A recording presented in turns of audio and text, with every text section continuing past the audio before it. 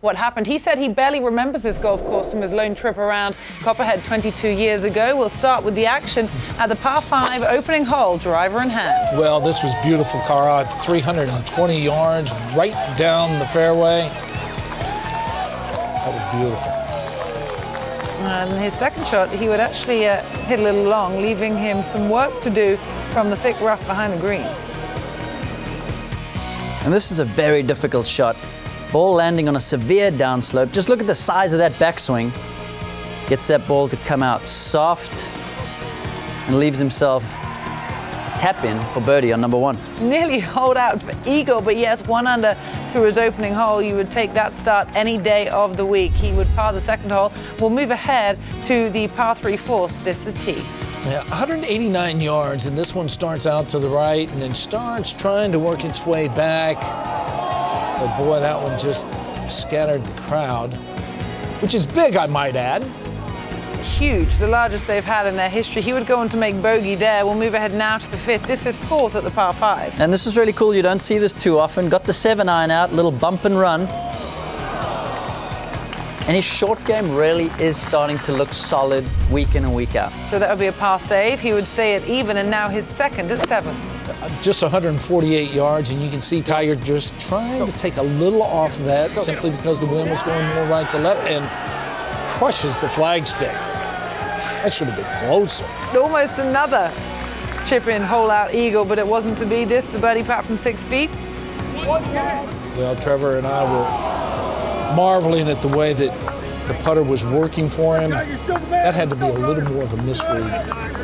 Yeah, the approach didn't deserve the putt. We'll move ahead to another opportunity here at 8. After a fantastic iron shot in here, this time gets it to go from 12 feet.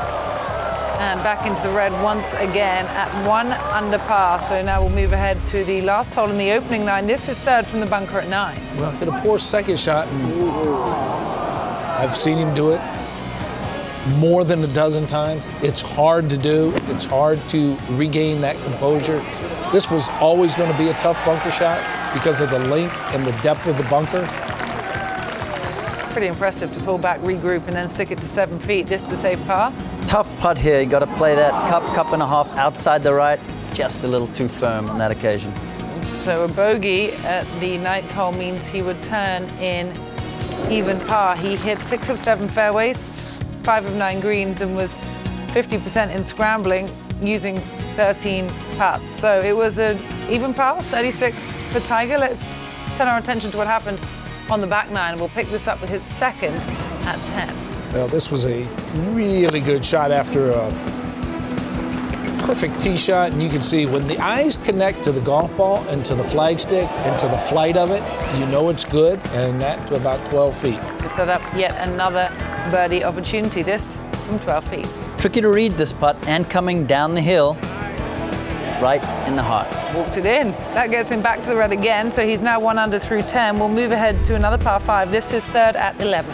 Well, this was really nice. He kind of towed in a 60 degree.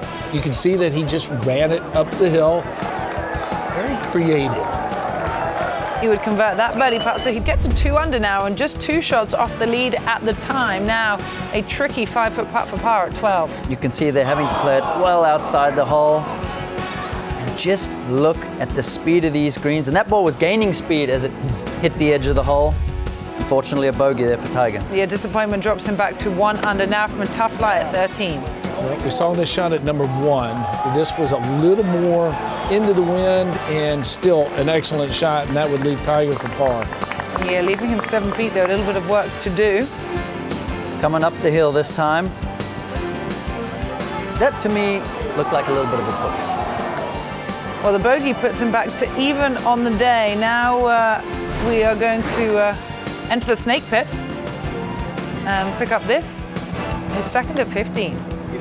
Just a little chip shot right here down the hill, and you can see the stickiness. Tiger wanted that to release just a little bit more, but the stickiness of the overseat. That would be a par save, and now his tee shot at 16. 16th playing down the breeze, so guys going with an iron or a fairway wood. Tiger choosing that driving iron. Going for the fade, but double crosses this. And why when you hit it offline, does it always seem to catch that cart path, Billy? It's amazing how that happens. And nestle right up against a tree. Watch this. Oh my goodness. Ouch. Every time I see that, I'm just amazed at the result. For him to push the ball that far forward, up near the green, take another look at this and watch the left arm and left wrist hit the trunk of the tree, and then he just lets go. That's commitment right there.